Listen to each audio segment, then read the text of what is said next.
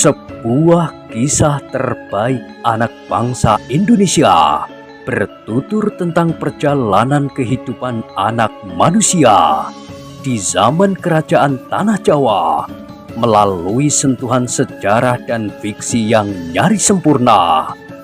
Dengan bangga kami persembahkan satu di antara karya terbaik dari Eza Mintarja yang berjudul Kisah Jejak di Balik Kabut.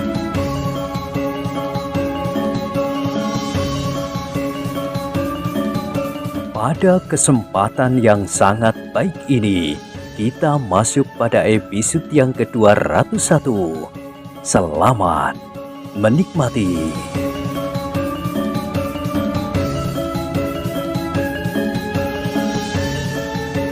Pada episode sebelumnya telah diceritakan ketika Ki Pananggungan, Ki Repak Rembulung dan Nyi Pupus Rembulung bersiap, maka kelima anak muda yang berada di pintu sanggar itu pun segera berloncatan keluar. "Anak-anak," berkata Nyi Pupus Rembulung, "aku dan pamanmu Ki Repak Rembulung pernah membimbingmu dalam olah kanuragan. Karena itu maka kami tahu seberapa tinggi tataran kemampuanmu. Jika sekarang kalian ingin melawan kami, apakah itu tidak berarti satu kedunguan yang tidak ada tarannya? Meskipun kalian berlima, tetapi kalian akan menjadi bagaikan serangga menjelang api. Persetan dengan kalian berdua." Justru anak Tumenggung itulah yang menyahut, "Kalian akan mati, tetapi jangan takut akan nasib Kemuning. Aku akan memeliharanya dengan baik." "Kau masih terlalu kanak-kanak untuk memahami apa yang terjadi sebenarnya," jawab Nyi Pupus Rembulung. "Nanti kau akan menyadari apakah sebenarnya yang telah terjadi." "Repak Rembulung dan Pupus Rembulung," Ki Gede Lenglenganlah yang menyahut, "kalian tidak usah menyesali apa yang telah terjadi. Agaknya saatnya memang telah tiba. Sejak semula, aku sudah merencanakan untuk membunuh kalian berdua agar rahasia keberadaan kami di sini tidak diketahui oleh orang lain. Karena itu, maka kalian tidak akan dapat berharap untuk lepas dari tanganku sekarang ini. Anak-anak ini, meskipun pernah menjadi muridmu, jangan kau rendahkan tataran kemampuan mereka. Sejak aku datang, maka kemampuan mereka telah menjadi semakin pesat majunya, sehingga kalian berdua akan terkejut karenanya." Ki Repak Rembulung tertawa, katanya, "Kau masih juga membuat lelucon, Ki Gede Lenglengan. Aku tahu bahwa ilmu dan kemampuan itu tidak dapat dihembuskan lewat ubun-ubun. Seberapa lama kau berada di sini, sehingga kau menganggap bahwa ilmu anak-anak itu dapat membuat aku terkejut? Ki Gede Lenglengan, kami berdua adalah petualang yang sudah menjelajahi sudut-sudut gelap dari kehidupan ini. Pengalamanku dan pengalamanmu tidak akan terpaut banyak. Karena itu, kau tidak usah membual."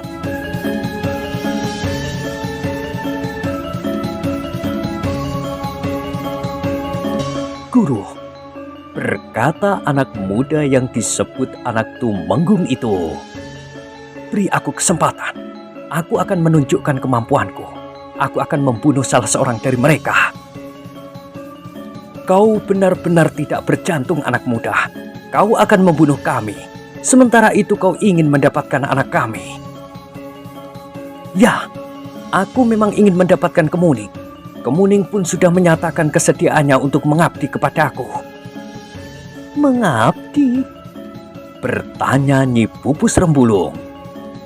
"Ya, ia akan melakukan apa saja yang aku kehendaki. Bukankah itu merupakan pengabdian? Jika kalian berdua mati, memang harus ada tempat bergantung bagi Kemuning." "Sudahlah," berkata Nyi Pupus Rembulung. "Jangan mengigo seperti itu, anak muda. Nanti semuanya akan menjadi jelas." "Nanti?" bertanya anak muda itu. "Iya, nanti." Anak muda itu termangu-mangu sejenak. Sementara itu Ki Gede Lenglengan pun berkata pula, Kau telah mempercepat hari-hari kematianmu sendiri, Repak Rembulung dan Pupus Rembulung. Nah, sekarang kalian sudah terlambat untuk mengelak dari kematian. Bersama kakak kandungmu, kau akan dikubur di belakang rumahmu ini. Ki Gede Lenglengan, kedua orang pembantunya, seorang di antara mereka adalah orang yang tubuhnya terhitung pendek, serta kelima orang anak muda yang telah ditempa di rumah itu pun mulai bergerak. Namun dalam pada itu, tiba-tiba saja dari pintu butulan, Kemuning berlari-lari sambil berteriak. Apa yang telah terjadi? Di belakangnya, Nyi Permati menyusulnya sambil memanggil-manggil. Kemuning, kemarilah. Tetapi Kemuning itu sudah berdiri di sebelah ibunya sambil mengulangi pertanyaannya. Apa yang terjadi, Ibu? Nyi Pupus Rembulung menarik nafas dalam-dalam. Sebenarnya ia tidak ingin Kemuning terlibat dalam persoalan yang rumit dan gawat itu. Tetapi Kemuning telah berdiri di dekatnya. Karena itu, maka Nyi Pupus Rembulung itu pun menjawab. Kemuning, Ki Gede Lenglengan ingin membunuh aku dan ayahmu. Membunuh? Iya. Kenapa, Ibu? Bertanyalah kepada Ki Gede Lenglengan. Kemuning memandang Ki Gede Lenglengan, pembantu-pembantunya, serta anak-anak muda yang diasuhnya itu. Dengan nada berat ia pun bertanya. Ki Gede, apakah Ki Gede benar-benar akan membunuh ayah dan ibu? Iya, jawab Ki Gede Lenglengan pendek. Kenapa? Ayah dan ibumu telah berkhianat. Mereka berniat menjebak kami dan menyerahkan kami kepada para prajurit Pajang. Benar begitu, Ibu? Kau percaya kepada Ki Gede Lenglengan? Jika tidak, kenapa Ki Gede akan membunuh ayah dan ibu? Aku tidak tahu, Kemuning. Mungkin Ki Gede Lenglengan yang sudah bersedia membantu Haryo Wisoko telah memberontak itu telah menjadi semakin ketakutan karena kesalahan yang dilakukannya. Karena itu maka ia telah mencurigai semua orang. Kemarin Ki Gede Lenglengan telah memerintahkan 3 orang pengikutnya untuk menyusul dan membunuh uwakmu, Ki Pananggungan. Tetapi uwakmu adalah seorang yang berilmu sangat tinggi, sehingga 2 di antara orang yang akan membunuhnya justru terbunuh. Yang seorang, karena kemurahan hati uwakmu Ki Pananggungan, dibiarkannya ia hidup. Nah, orang itulah yang telah dibiarkan hidup oleh uwakmu. Namun sekarang, ia telah siap untuk mencoba membunuh aku dan ayahmu, serta uwakmu. Apakah benar begitu? Yang menjawab adalah anak muda yang disebut putra seorang tumenggung itu. Kemuning, kemarilah. Jangan pikirkan apa yang akan terjadi. Kita mempunyai dunia kita sendiri. Maksud Kakang? Dunia kita tidak tergantung kepada Ki Repak Rembulung dan Nyi Pupus Rembulung. Sehingga jika mereka terbunuh dalam pertempuran, masa depan kita tidak akan terganggu. Aku tidak mengerti maksudmu, Kakang. Biarkan saja apa yang akan terjadi atas kedua orang tuamu yang telah mengkhianati sahabatnya itu, Kemuning. Kau dan aku akan tetap beranjak ke masa depan dengan penuh pengharapan. Tetapi kau tidak boleh cengeng. Ada yang lebih berharga dari 2 orang tua yang tidak dapat mengerti arus kehidupan. Tiba-tiba saja Kemuning terdiam. Dipandanginya ayah dan ibunya. Kemudian orang yang dikenalnya sebagai Bibi Permati itu. Sambil tersenyum Nyi Pupus Rembulung berkata, nah, Kemuning, kau dapat memilih siapakah yang pantas hidup, ayah, ibu, dan uwakmu Ki Pananggungan, atau Ki Gede Lenglengan dan orang-orangnya. Wajah Kemuning menjadi tegang. Dengan suara yang bergetar ia pun bertanya, Kenapa? Kenapa perselisihan ini terjadi? Kenapa ayah dan ibu berkhianat? Sehingga akhirnya ayah dan ibu terancam kematian. Kami tidak berkhianat, Kemuning. Ki Gede Lenglenganlah yang telah bermimpi. Tetapi sudah tentu bahwa aku dan ibumu tidak akan begitu saja menyerahkan lehernya. Kenapa ayah dan ibu tidak minta maaf saja, agar kesalahan ayah dan ibu diampuni? Jadi kau tetap percaya bahwa kami bersalah? Kemuning termangu-mangu. Kemuning, panggil anak muda yang disebut sebagai putra seorang tumenggung itu. Kemarilah, aku akan melindungimu sampai selama-lamanya. Kemuning termangu-mangu. Anak muda itu sangat menarik hatinya. Sikapnya yang terbuka, gembira dan penuh gairah hidup menentang masa depan.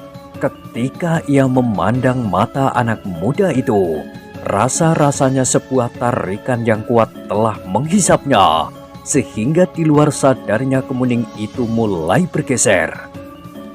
Kau tetap berdiri di tempatmu, Kemuning. Kau boleh datang kepadanya setelah kau langkahi mayat ayah dan ibumu, berkata Ki Repak Rembulung yang mulai marah. Kemuning tertegun. Ia berdiri seperti orang yang kebingungan, sehingga tidak tahu apa yang harus dilakukannya. Kemuning, panggil anak muda itu. Tetapi Kemuning menjadi bagaikan membeku di tempatnya. Dalam pada itu Ki Gede Lenglengan pun berkata, "Gadis itu jangan menjadi hambatan. Bersiaplah, kita bunuh Repak Rembulung, Pupus Rembulung dan Pananggungan." "Baik, Guru," sahut anak-anak muda itu hampir berbarengan. Namun anak tumenggung itu pun berkata, "Beri aku kesempatan menyingkirkan Kemuning. Ambil gadis itu sepeninggal Repak Rembulung, Pupus Rembulung dan Pananggungan." Namun tiba-tiba saja terdengar suara, "Ia tidak akan dibawa kemana-mana."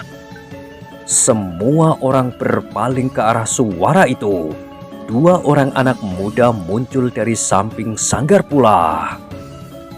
Jantung Kemuning rasa-rasanya bagaikan disengat petir.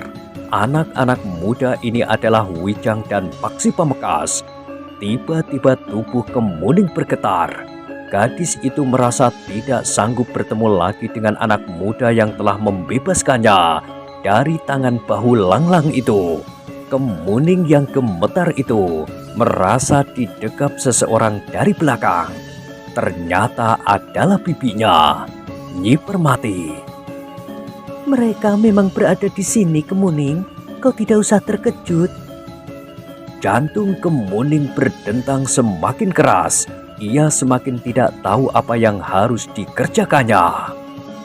"Ki Gede Lenglengan," berkata Pangeran Benowo, "kau harus mengakhiri petualanganmu. Paman Haryo Wisoko sudah tertangkap. Seharusnya kau menyerah agar persoalan yang timbul karena pemberontakan Paman Haryo Wisoko dapat diselesaikan dengan tuntas." "Kau siapa?" geram Ki Gede Lenglengan. "Aku mengemban tugas yang dibebankan oleh Ayahanda Kanjeng Sultan di Pajang." "Kau anak Hadiwijoyo?" "Iya, aku adalah Pangeran Benowo. Karena itu, menyerahlah." "Setan kau Benowo, agaknya kau bagaikan seekor kutuk yang mendatangi suntuk. Dendamku kepada Karebet agaknya akan dapat terpuaskan hari ini. Meskipun aku tidak dapat membunuh Karebet, tetapi aku akan dapat membunuh anaknya." "Ayahanda pada waktu mudanya hampir membunuhmu, tetapi kau masih mendapat belas kasihannya, sehingga kau tetap hidup. Tetapi aku bukan Ayahanda Sultan Hadiwijoyo. Jika kau melawan, maka aku akan membunuhmu." Ki Gede Lenglengan justru tertawa. Katanya, "Hahaha, jika kau benar kau anak Hadiwijoyo, maka kau pun sombong seperti ayahmu. Bagaimana mungkin kau dapat mengalahkan aku? Jika ayahmu mengatakan bahwa ia berbelas kasihan kepadaku, itu hanyalah omong kosong. Ayahmu memang seorang pembual yang besar." "Kau tidak mempunyai pilihan." Wajah Ki Gede Lenglengan menjadi merah padam. Sementara itu, anak muda yang disebut anak tumenggung itu pun terkejut bukan buatan. ketika ia melihat Paksi Pamekasan berdiri di belakang orang yang menyebut dirinya Pangeran Benowo itu. Kakang Paksi, anak muda itu berdesis. Ya Lajar Laksito, aku adalah Paksi. Aku datang untuk menjemputmu. Lajar Laksito itu termangu-mangu sejenak, namun wajahnya menjadi pucat.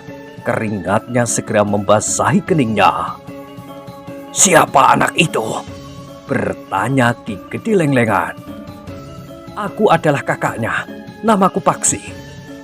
Namun adiknya itu pun segera berteriak. Bukan, ia bukan kakakku. Lajar Laksito, aku membawa pesan ibu agar kau segera kembali pulang. Ibu dan adikmu perempuan sangatlah rindu kepadamu. Kau bukan kakakku, kau bukan anak itu Tumenggung Sarpabiwada. Setidak-tidaknya kita mempunyai ibu yang sama. Kau tidak pantas mengaku sebagai kakakku. Kau adalah anak haram yang dikandung oleh ibu tanpa seorang suami yang sah. Katakan apa yang ingin kau katakan, Lajar Laksito. Tetapi dengarlah, ibu dan adik perempuan kita itu merasa sangat rindu kepadamu. Jangan katakan lagi, telingaku sakit mendengarnya. Kau tidak ingat lagi kepada ibu dan adik perempuan itu. Cukup, tutup mulutmu anak haram. Jika kau masih berbicara lagi, aku akan menyumbat mulutmu. Lajar Laksito, berkata Paksi yang masih mencoba menahan diri. Kau sekarang sudah berubah sama sekali. Aku tidak melihat kau sebagai Lajar Laksito yang dahulu. Mungkin namamu masih sama, tetapi sikap dan tingkah lakumu sudah berubah sama sekali. Nampaknya kau telah menjadi budak yang baik bagi Aryo Wisoko. Lajar Laksito tidak dapat menahan kemarahannya lagi. Tiba-tiba saja ia pun berteriak. Guru, beri aku kesempatan untuk membunuh orang yang sangat menyakitkan hati ini. Ia telah mengotori keluargaku karena ia adalah anak yang tidak berayah. Itu bukan kesalahan Paksi Lajar Laksito.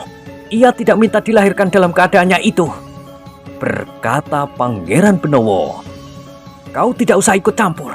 Ini persoalanku dengan anak haram itu. Baik, jawab Paksi Pamekasan. Ini persoalanku dengan kau yang telah menjadi budak Aryo Wisoko. Keadaan menjadi bertambah tegang ketika kelima anak muda yang diasuh oleh Ki Gede Lenglengan untuk menjadi angkatan mendatang itu mulai menebar. Namun adik laki-laki Paksi Pamekasan, anak itu Tumenggung Sarpabiwada itu pun berkata, jangan ganggu aku. Aku akan bermain-main dengan laki-laki yang mengaku kakakku itu, yang menumpang hidup pada ayahku, yang mendapat makan, minum, pakaian dan tempat tinggal yang baik. Namun ternyata kemudian tidak tahu diri. Ia berusaha mencelakakan ayahku yang telah banyak memberinya apa saja yang diperlukannya. Orang seperti laki-laki yang tidak tahu diri itu tidak pantas untuk tetap hidup. Aku tidak akan membantah Lajar Laksito. Apa yang kau katakan itu semuanya benar. Aku telah mendapatkan minum, makan, pakaian dan tempat tinggal yang lebih dari layak. Aku berterima kasih.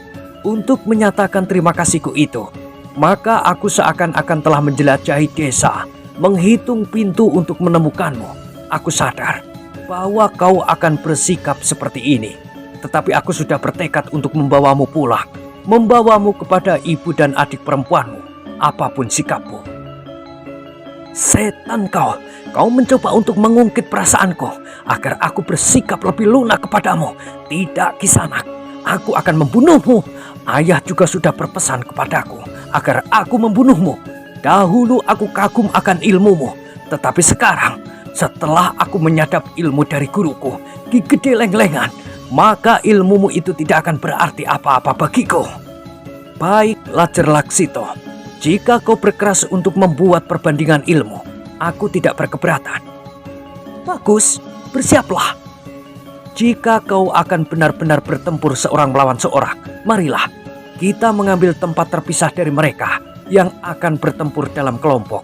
Bukankah gurumu, pembantu-pembantunya dan saudara-saudara seperguruanmu akan bertempur bersama-sama melawan Ki Pananggungan serta Ki Repak Rembulung dan Nyi Pupus Rembulung di samping Pangeran Benowo? Sombongnya kamu anak haram. Baik, kita akan memisahkan diri. Tetapi kau jangan menganggap guruku dan saudara-saudaraku licik karena mereka bertempur di dalam kelompok. Jika itu terjadi, hanyalah karena nasib mereka yang harus berhadapan dengan guru itulah yang buruk. Sedangkan mereka pun sudah sepantasnya mati karena mereka terlalu banyak tahu. Paksi Pamekasan tidak menjawab, tetapi ia memberi isyarat kepada Pangeran Benowo, Ki Pananggungan, Ki Repak Rembulung, dan Nyi Pupus Rembulung bahwa ia ingin bertempur di arena yang terpisah. Pangeran Benowo mengangguk sambil berkata, "Terserah kepadamu, Paksi. Tetapi satu hal yang harus kau lakukan, menangkap anak itu hidup atau mati. Ia adalah anak Tumenggung Sarpabiwadah yang jelas telah berpihak kepada Paman Haryo Wisoko yang memberontak. Anak itu sendiri menunjukkan sikap perlawanannya, meskipun ia tahu aku, Pangeran Benowo, berada di sini." "Diam kau!" Lajer Laksito itu membentak. Sementara itu Pangeran Benowo pun berkata, "Kau dengar, ia telah membentak aku, Pangeran Benowo, putra mahkota Dipajang." Jantung Lajer Laksito berdenyut semakin cepat. Karena itu, maka ia pun berteriak, "Diam kau Benowo, kau kira sebutan dan kedudukanmu itu dapat menggoyahkan tekadku?" "Aku tahu bahwa tekadmu tidak akan goyah karena perasaanmu sudah mati. Selama kau berada di bawah asuhan Ki Gede Lenglengan, maka perasaan dan nalarmu telah dibunuh. Dan kau dengan bangga menyatakan kepada bumi Pajang bahwa nalar budimu sudah mati. Cukup, cukup. Aku juga akan membunuhmu nanti setelah aku membunuh anak haram ini." Tetapi Pangeran Benowo itu tertawa. Katanya, "Lihat betapa bodohnya kau anak Sarpabiwadah. Dunia pun tidak lebih dari luasnya padepokanmu di belakang sekat yang terpisah dari kehidupan itu. Kemudian ketika kau mulai melihat dunia yang sebenarnya di rumah Ki Repak Rembulung dan Nyi Pupus Rembulung, gurumu yang gila itu telah datang menyusulmu untuk menjeratmu kembali dalam duniamu yang sempit." Lajer Laksito tidak tahan lagi. Tiba-tiba ia bergerak ke arah Pangeran Benowo. Namun Paksi pun berkata, "Aku yang akan melawanmu, bukan Pangeran Benowo, karena kau tidak akan sempat berbuat apa-apa di hadapannya. Bahkan menyebut nama ayah dan ibu pun kau tidak akan dapat mengucapkannya." "Gila, gila!" Lajer Laksito itu pun berteriak-teriak untuk melepaskan tekanan di dadanya. Namun dalam pada itu, Ki Gede Lenglengan pun berkata, "Jangan cemas, aku akan menangkap pangeran yang gila ini. Rasa-rasanya memang sudah waktunya untuk memberikan mainan yang terbaik bagimu dan saudara-saudaramu." Paksi Pamekasan ternyata sudah melangkah memisahkan diri sambil berkata, "Di sini kita leluasa untuk bermain gamparan." Lajer Laksito sudah tidak sabar lagi. Anak muda itu pun segera meloncat menyerang Paksi. Yang terdengar adalah jerit kemuning. Di luar sadarnya, gadis itu melangkah mendekati Paksi dan Lajer Laksito yang mulai bertempur. Jangan, jangan. Kedua orang anak muda itu berloncatan surut. Sementara itu, Lajer Laksito pun berkata, "Jangan cemas Kemuning, ia tidak akan dapat berbuat apa-apa atasku. Aku akan membunuhnya dalam waktu yang singkat." Jangan. Suara Kemuning menjadi parau. "Kenapa?" Kemuning tidak menjawab, tetapi matanya menjadi basah. Bagi Kemuning, kedua orang anak muda itu mempunyai kedudukan tersendiri di dalam hatinya. Namun ketika keduanya yang ternyata kakak beradik itu hadir bersama-sama, maka baru terasa pada Kemuning betapa wibawa Paksi Pamekasan terasa sangat mencekamnya, sehingga untuk menyebut namanya saja Kemuning merasa tidak mampu mengucapkannya.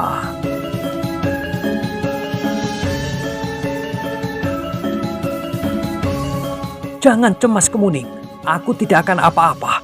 Aku akan menyelesaikan anak haram ini segera." Namun Paksi Pamekasan pun menyahut, "Jika ia berhasil, maka ia pun akan segera membantu kawan-kawanmu membunuh ayah dan ibumu Kemuning. Jika itu juga berhasil, maka kau akan dibawanya untuk menjadi budaknya. Diam kau, anak yang tidak tahu diri. Betapa kebaikan ayahku kau balas dengan kecurangan dan pengkhianatan, sehingga ayahku tertangkap karenanya.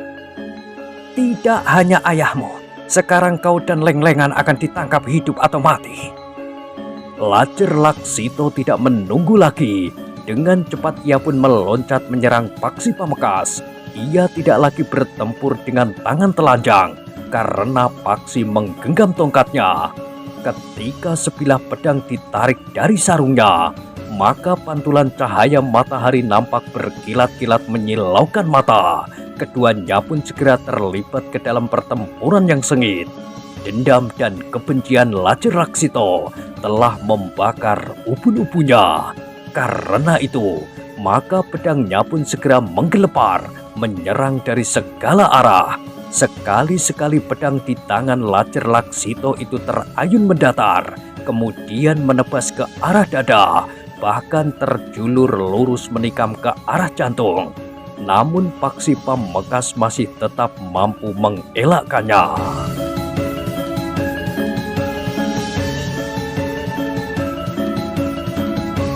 Kemajuannya memang luar biasa, berkata Paksi Pamekasan di dalam hatinya. Tetapi kekasaran yang liar nampak pada ilmunya mungkin bersumber dari Ki Repak Rembulung atau Nyi Pupus Rembulung, tetapi mungkin juga bersumber dari Lenglengan itu sendiri. Dengan demikian, maka pertempuran di antara kedua orang kakak beradik itu pun menjadi semakin sengit. Pedang di tangan Lacer Laksito terayun-ayun mengerikan. Sementara itu, tongkat Paksi Pamekasan pun berputar seperti baling-baling. Sementara itu Pangeran Benowo, Ki Pananggungan, Ki Repak Rembulung dan Nyi Pupus Rembulung telah bersiap pula untuk menghadapi Ki Gede Lenglengan, 2 orang pembantunya, dan 4 orang anak muda yang diasuh oleh Ki Gede Lenglengan itu. Kalian tidak akan sempat menolong dan menyelamatkan anak haram itu dari tangan muridku. Sekarang bersiaplah untuk menerima nasib atas kalian sendiri. Aku akan membunuh Repak Rembulung. 2 orang kawanku akan membunuh Pupus Rembulung. Yang lain akan menghadapi Pangeran Benowo dan Pananggungan yang kemarin luput dari kematian karena kelicikannya itu. Kau kira kau akan dapat luput dari tanganku, Lenglengan? Kau tidak akan dapat memilih lawan. Karena aku sendiri atas nama Ayahanda Kanjeng Sultan Hatiwijoyo akan menangkapmu hidup atau mati. Ki Gede Lenglengan itu menggeram. Katanya, Pangeran Benowo, jadi kau datang kemari untuk membunuh diri? Apakah hakmu sebagai putra mahkota dicabut? Sehingga kau merasa lebih baik mati? Sehingga kau datang kepadaku untuk minta agar aku membantumu mengantar kau ke jalan kematian? Kau tidak usah berceloteh lagi, Lenglengan. Menyerah atau kau akan mengalami nasib yang sangat buruk. Persetan kau Benowo. Jika benar-benar kau ingin menjajaki ilmuku, marilah, bersiaplah. Pangeran Benowo pun kemudian telah bersiap untuk menghadapi Ki Gede Lenglengan. Sementara yang lain pun segera mempersiapkan diri pula. Pangeran Benowo, berkata Ki Gede Lenglengan kemudian. Setiap orang dapat saja menyebut dirinya Pangeran Benowo.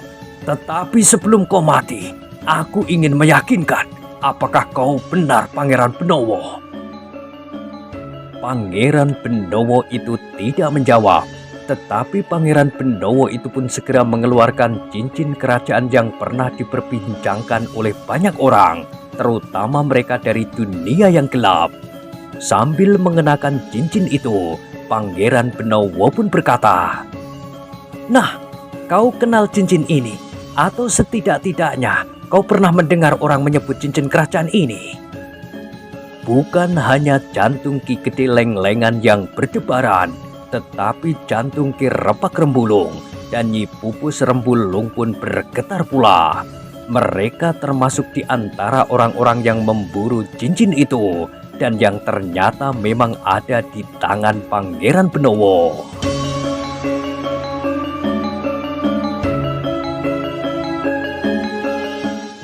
Nah, bagaimanakah kisah selanjutnya? Silahkan ikuti terus kisah Jejak di Balik Kabut pada episode berikutnya. Sampai jumpa.